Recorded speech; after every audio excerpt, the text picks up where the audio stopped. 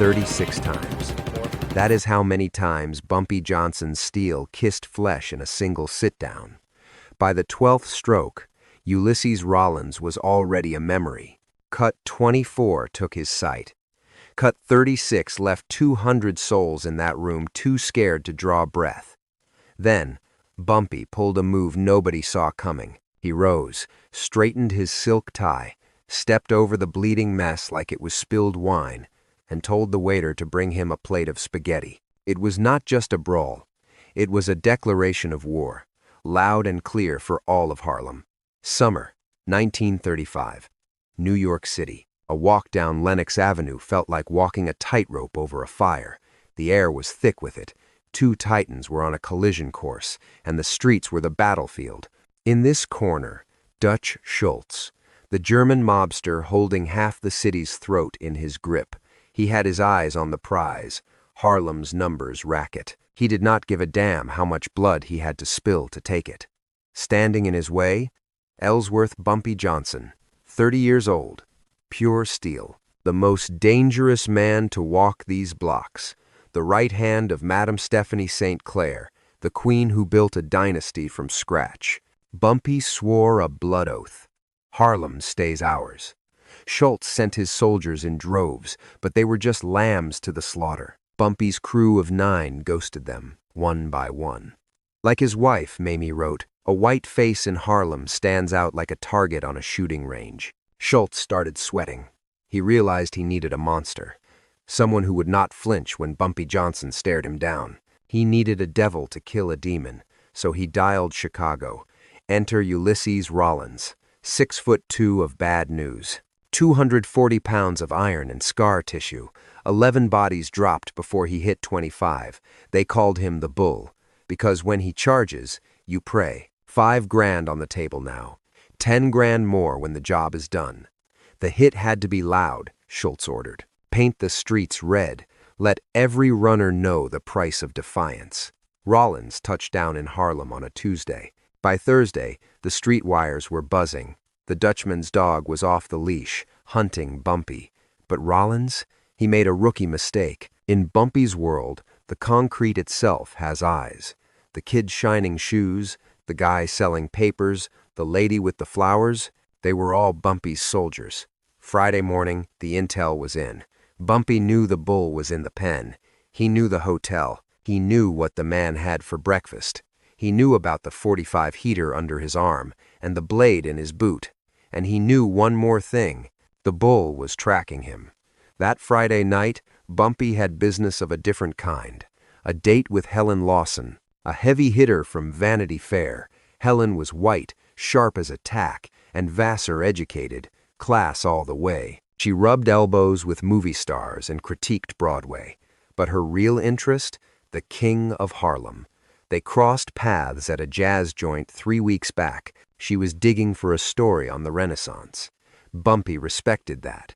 A white woman with the guts to sit front row in a black club? Rare.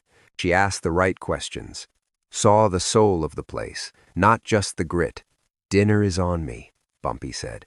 The Alhambra, best jazz in the city. Helen accepted. The Alhambra Bar and Theater, corner of 126th and 7th. Sacred ground. The Duke played here. Lady Day sang here.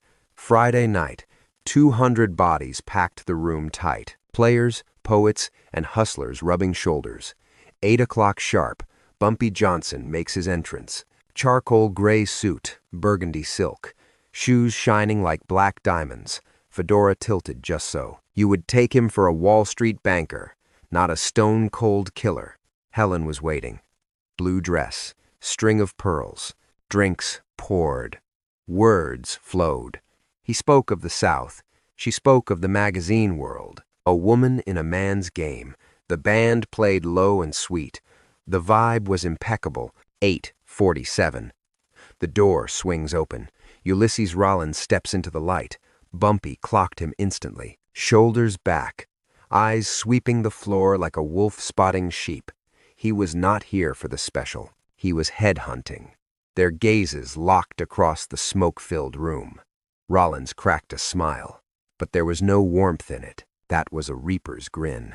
Helen felt the air shift.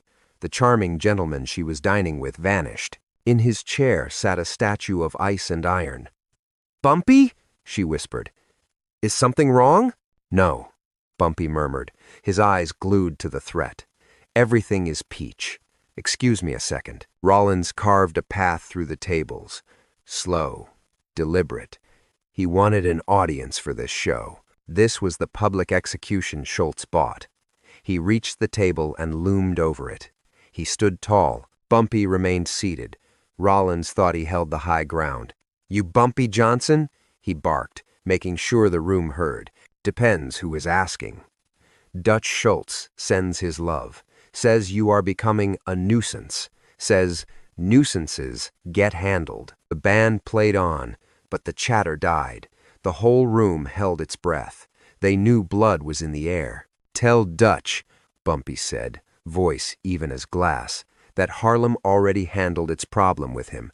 He is just the last to know." Rollins let out a laugh. Tough talk for a man on his ass. Then Bumpy saw the twitch. Rollins' hand drifted toward his lapel, straight for the heater. Bumpy did the math in a split second. If that iron clears leather, innocent people bleed. Civilians, Helen, the band, the staff. When lead starts flying in a packed joint, the bullets do not ask for names. Bumpy made his move. It happened in the blink of an eye. You missed the start, you only saw the wreckage. His hand did not go for Rollins. It went for the table. Snapped up the steak knife sitting by his plate. 6 inches of cold, tempered steel, serrated edge. A bone saw.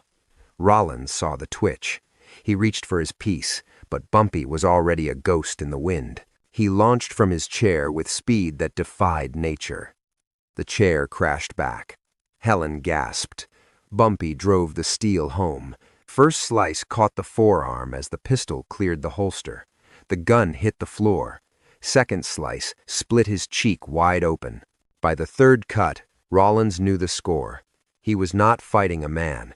He was fighting a phantom that moved like smoke and struck like a cobra. They slammed into the next table. Glass exploded. Food flew. Screams tore through the room as the crowd scattered. But Bumpy was relentless. Cut 4, 5, 6. Rollins tried to brawl his way out of the corner. He had the size. He had the muscle. But Bumpy had the speed. Rollins swung at air.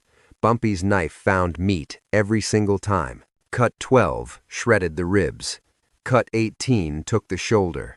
By cut 24, Rollins was down on his knees. That is when Bumpy went for the eyes.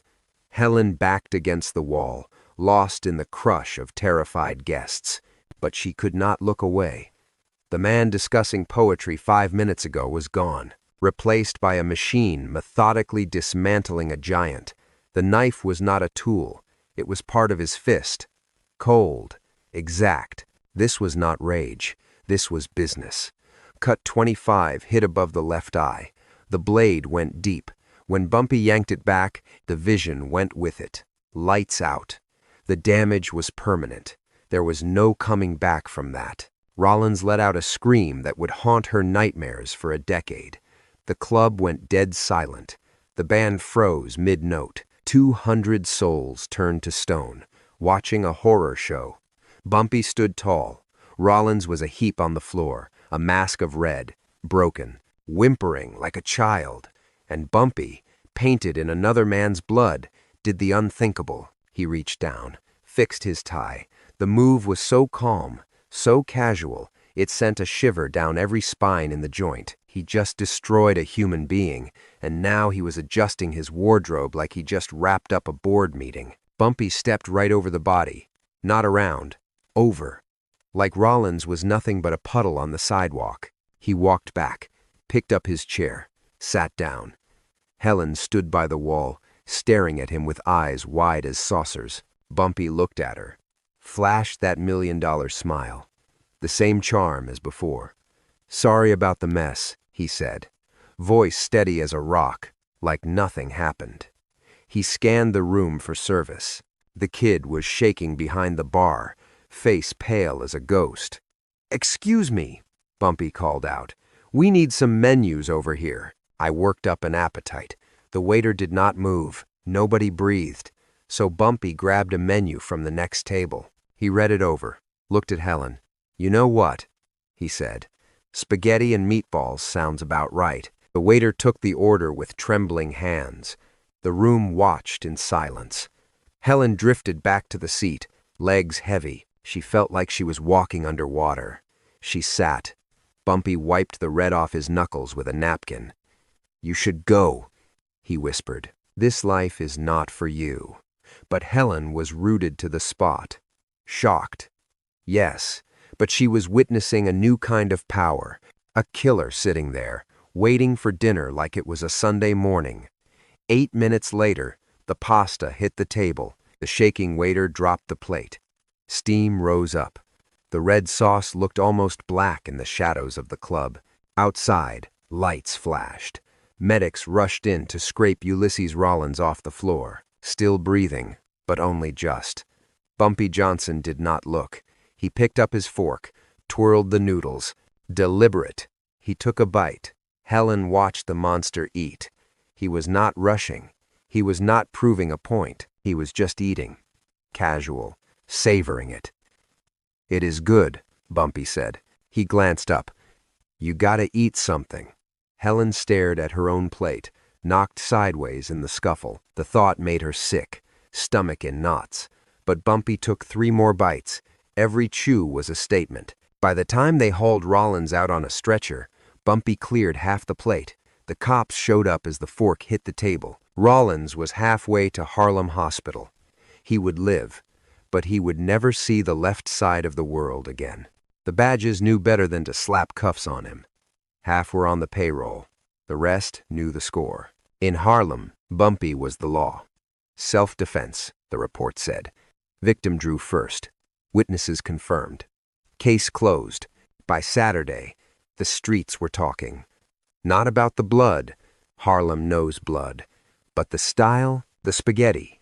That was the legend. Fathers told sons. That is how Bumpy Johnson handles his business. Word travels faster than bullets. By noon, the news had already reached Dutch Schultz. Schultz was holding court at the Harmony Social Club in the Bronx. Then his lieutenant walked in, looking like he'd seen a ghost. "Boss, Rollins is in the hospital." Bumpy Johnson carved him up like a Sunday roast. Took his eye. Schultz didn't even put down his cigar. "Is he breathing?" "Yeah." Then he failed. Schultz stood up, casting a long shadow against the window. "You see the problem here?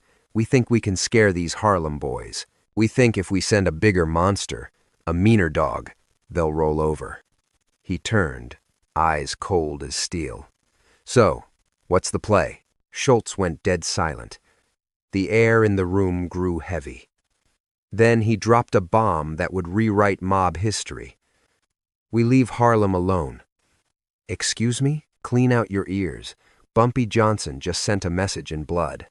And that message is, Harlem is closed for business. We wasted 40 soldiers trying to take that turf. 40 bodies. And Johnson hasn't even broken a sweat." Schultz faced his man, his face like stone. "Get Lucky Luciano on the horn. We need a sit-down. Tell him we're ready to cut a deal with Bumpy." Dutch didn't know it yet, but he was a walking corpse. 6 months later, Luciano would have him clipped, but Bumpy, he was ascending. That deal would crown him the godfather of Harlem, the first dark face to sit at the high table, equal to the Italian dons. But rewind to that Friday night, 1935, the Alhambra. To Bumpy, it was just supper. The man ordered spaghetti while the floor was still slick with fresh red. The cops cleared out. Helen looked at Bumpy. "Get me out of here." She couldn't stomach the scene. The aroma of garlic mixing with the metallic scent of iron. "Apologies, doll," Bumpy said. They stepped out into the cool Harlem air. Helen paused, her voice shaking. "That animal, he came to kill you." "Yeah, and you knew he was coming?" "Yeah." "So, dinner was a trap?" Bumpy stopped dead. He looked at her, his eyes heavy with a tired kind of sadness. "No trap, just another Tuesday in my life." But when a wolf comes for you in public, you put him down hard. You make it permanent. So the rest of the pack learns their lesson. Helen wrote it down years later, pages that never saw the light of day. She called Bumpy a walking paradox, a butcher who quoted Shakespeare, a gangster who tipped his hat to the elderly, a violent beast carrying his sins like heavy stones. The legend of the 36 cuts spread through the streets. But the wise guys, they missed the fine print. Bumpy didn't just break Ulysses Rollins. That night, he broke the invasion. He proved Harlem was an impenetrable fortress. Every crooked cop and politician got the memo loud and clear. Harlem looks after its own. Bumpy Johnson would hold the throne for 30 years. Prison stints. The Rock, protecting Malcolm X. He became a myth, but it all goes back to that summer night in 1935. 200 witnesses watching a man step over a body. Watching him order pasta, Bumpy taught the world a masterclass in power. Real power isn't just spilling blood. Any punk can pull a trigger. Real power is control. It's surgical precision. It's ruining a man and then fixing your tie in the mirror. It's sending a signal so absolute. Silence follows. Rollins? He never stepped foot in Harlem again. He tried one last cheap shot at Frank's restaurant weeks later. Missed the king. Killed a bystander. That was his death warrant. Rollins vanished into thin air. Maybe Bumpy's crew handled it. Maybe he ran back to Chicago. But the streets know the truth. After the Alhambra, you spoke the name Johnson with reverence. Or you didn't speak it at all. Decades later, an old-timer who saw it all was asked what stuck with him. He didn't say the knife. He said, "The spaghetti." I remember thinking, this guy just blinded a man. And he's eating like it's Sunday dinner at Grandma's. He wasn't acting tough. He was actually hungry. That's when I knew. Bumpy Johnson wasn't just dangerous. He was ice. Absolute zero. Something you don't forget. And that's how myths are made. Not in the wars, but in the quiet moments. The way a boss adjusts his cuffs. The way he steps over the wreckage. The way he twirls his fork. 36 cuts. One message. One king. That's the night Harlem crowned its champion. If this cold-blooded history chilled your bones, smash that like button. Join the family. We're serving these raw Harlem tales weekly. And next week, it gets bloodier. Sound off in the comments. Could you eat after watching a butchery like that? And where do you think Rollins is buried? Ring the bell for notifications. Next up, Bumpy walks into the lion's den to face Lucky Luciano. Alone. He changed the game forever. Remember, in this town, respect isn't given. It's taken. One blade, 36 cuts, and one plate of pasta at a time.